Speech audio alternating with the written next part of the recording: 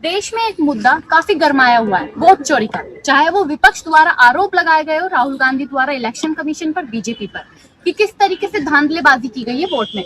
लेकिन वहीं election commission द्वारा एक प्रेस कॉन्फ्रेंस की जाती है और राहुल गांधी के उन सवालों का जवाब तो नहीं मिलता, लेकिन नए मुद्दे उठकर जरूर सामने आ जाते हैं।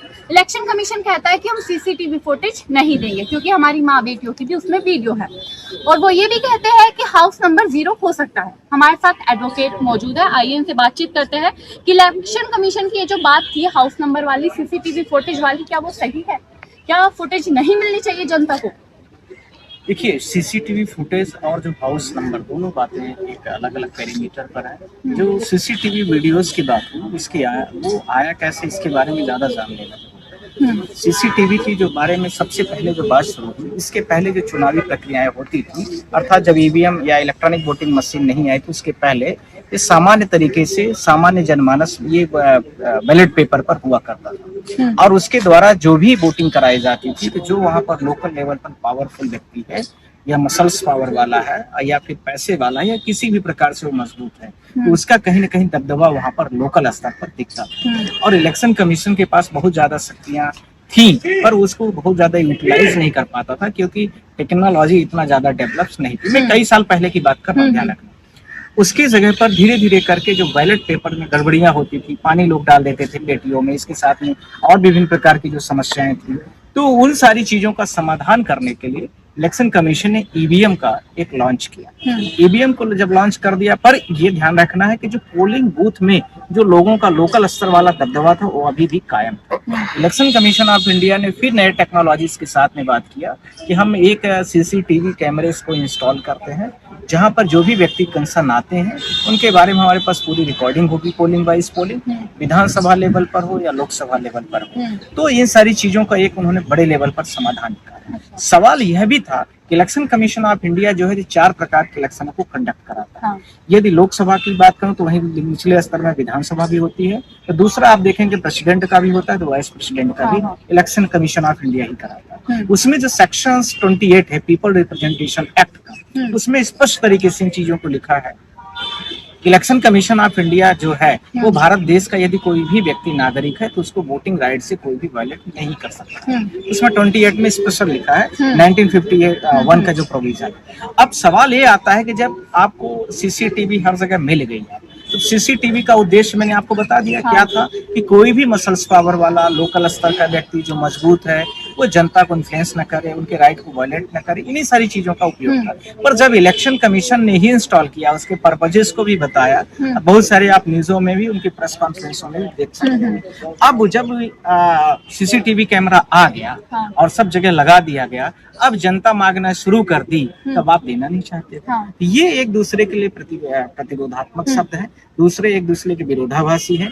तीसरा यह है कि जो पूरा सीसीटीवी कैमरा है वो इसलिए भी देना अनिवार्य और आवश्यक है कि जो इन्फ्लुएंसमेंट पब्लिक के राइट्स हैं वो मैंने आपको उस दिन भी बोला था कि for the people, of the people, by the people है डेमोक्रेसी की परिभाषा। इसलिए हर जनता को यह जानना जरूरी है कि फ्री और फेयर तरीके से इलेक्शंस जो हो रहे हैं वो प्रॉपर तरीके से किए गए हैं या नहीं। या राहुल गांधी जी जो नेता प्रतिपक्ष भारत देश के हैं, उनके जो आरोप 4-5 प्रकार के हैं वो सीसीटीवी कैमरों के वीडियो में कैद तो नहीं है, ये भी सवाल है। क्यों? क्योंकि 3 तरह के जो उन्होंने पहले स्पेसिफिक कैटेगरीज SIR वाली बताई, आप सबको पता है। कुछ लोग मल्टीपल टाइम्स वोटर हैं, कुछ लोग ऐसे हैं जो शिफ्टेड वोटर हैं, कुछ लोग ऐसे हैं जो डेथ हो गई है। तो उनमें से डेथ वाले हो सकता है कि कोई वोट तो नहीं डाला इलेक्शन कमीशन की मौजूदगी में, अर्थात उनके ऑफिसरों की मौजूदगी में। शिफ्टेड वोट वाला व्यक्ति एक ही व्यक्ति के मल्टीपल वोटर्स हैं, तो वो तो नहीं आया। और जो बहुत सारे लोग ऐसे भी हैं जिनके बारे में यह है सूचना कि वो अभी जिंदा नहीं है या लाइव नहीं है, तो क्या उन लाइव के जगह पर भी तो कोई वोट नहीं डाल रहा है? इलेक्शन कमीशन ने ये भी कहा कि BLO जो है, अगर कुछ गलतियां आ रही है वोटर लिस्ट में तो BLO की गलती है।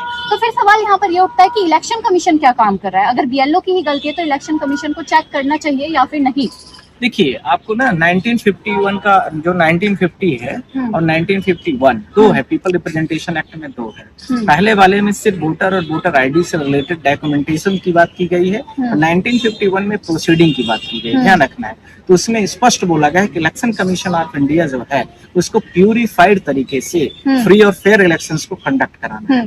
अब यदि उसकी बॉडी की मैं बात करूं तो उसकी बॉडी बीएलओ से लेकर के स्टार्ट होती है, तो जो अपेक्स है, अपेक्स का मतलब जो हमारा ईसीआई है, chief election commission of India, वहां तक पहुंच जाता है। इसीलिए होता है कि स्टेट लेवल में भी उनकी अपनी उसमें स्पष्ट जो गाइडलाइन है, 3-4 सुप्रीम कोर्ट की जजमेंट है, उसके साथ में इलेक्शन कमीशन को बहुत पावर दी है कि जब चुनाव होंगे तो स्टेट गवर्नमेंट उसमें इंटरफेयर नहीं करेगी। इलेक्शन कमीशन ऑफ इंडिया के पास पावर होगा कि ट्रांसफर, पोस्टिंग सब कुछ अपने हिसाब से मन मुताबिक कर सकता है। सवाल इसी के साथ में जो जुड़ा हुआ यहाँ निकल के आ रहा है, इलेक्शन कमीशन ऑफ इंडिया यहाँ पर न तो कोई कार्यवाही की, एसआईआर की रिपोर्टें अभी तो सिर्फ आप 3 हम लोग सुप्रीम कोर्ट में लड़ ही रहे थे कि राहुल की जो भारत जोड़ो वोटर अधिकार यात्रा है उसमें विभिन्न प्रकार की जो नुक्कड़ सभाएं हो रही हैं, विभिन्न जो वोटर जिनके भी गड़बड़ किए गए हैं, काटे गए हैं, उनके ऐसे ऐसे उदाहरण प्रस्तुत हो रहे हैं, वीडियो सामने आ रहे हैं। तो इलेक्शन कमीशन ऑफ इंडिया के सामने तो अभी ये चीजें आई नहीं थी। इसके पहले तो सिर्फ सुप्रीम कोर्ट के सामने